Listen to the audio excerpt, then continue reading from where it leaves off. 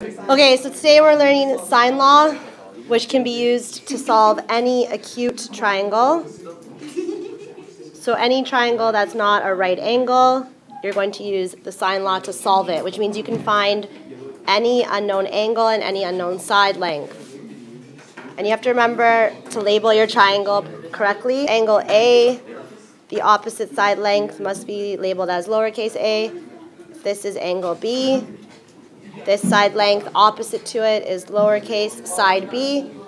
Angle C, opposite to angle C is side C. The ratio, so the ratio is side A over sine A, which refers to the angle, will always be equal to the ratio of side B over sine B, which will be equal to side C over sine C. All of the ratios are equal. Okay? Example, we're given all of the angles, and they're asking us to find side length AC. This is angle B. How am I going to label this side length, AC? Lowercase b, good. If this is angle A, which side length will be labeled as lowercase a? BC. BC, good. This will be A. And if this is angle C, opposite side is lowercase c, good. Okay, so we're going to use the sine law. A over sine A equals B over sine B equals C over sine C. We're asked to find side B. Okay, we need to find this side length. Are we given the angle sine B? Yes.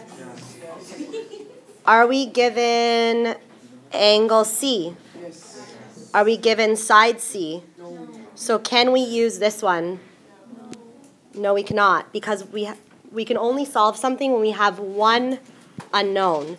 Do we know both A and sine A? Yes, we do. So we're going to use this ratio here.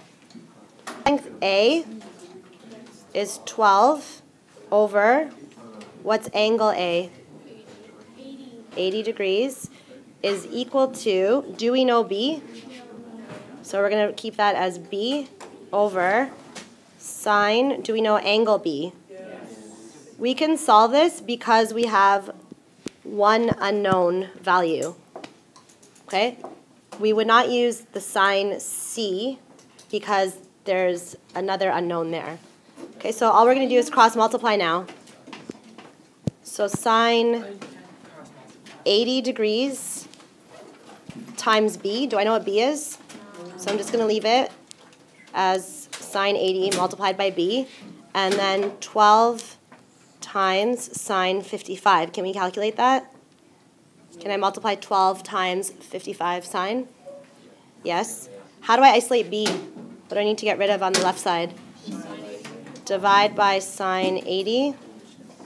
So we can cancel this out. What do I have to do to this side?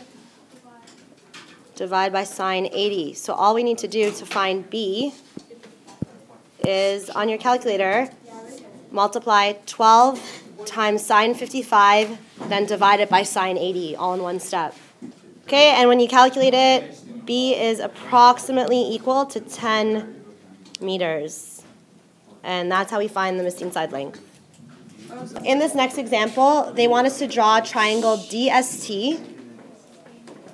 Doesn't matter which side I call DST, as long as I label the opposite side correctly. So if I'm calling this angle D, which is 47 degrees, where would I label side length D? ST, good. So this has to be 78 centimeters. Okay, and then angle S, we don't know. This is what we need to find. So which side length would be 106 centimeters? DT, good. This is 106 centimeters. Do we care about T right now? No. The question is asking us to find angle S. And we know 1, 2, 3 out of the 4 values. So we can solve this. We have one unknown. So you're just going to set up the ratio. Okay, so side length, let's start with the one that's known. Side length D is 78 over sine, which angle goes with side length D? 47 degrees, is equal to, am I going to put the side length or the angle first? Side length, good. Side length S over which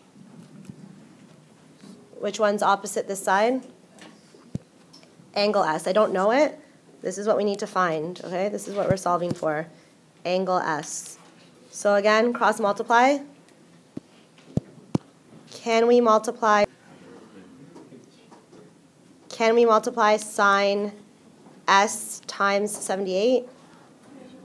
We can't plug our calculator because we don't know what S is, but we can multiply sine 47 times 106.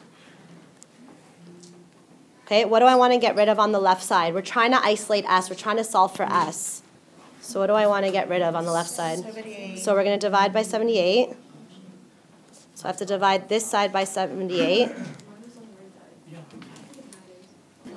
If you calculate sine 47 times 106 divided by 78,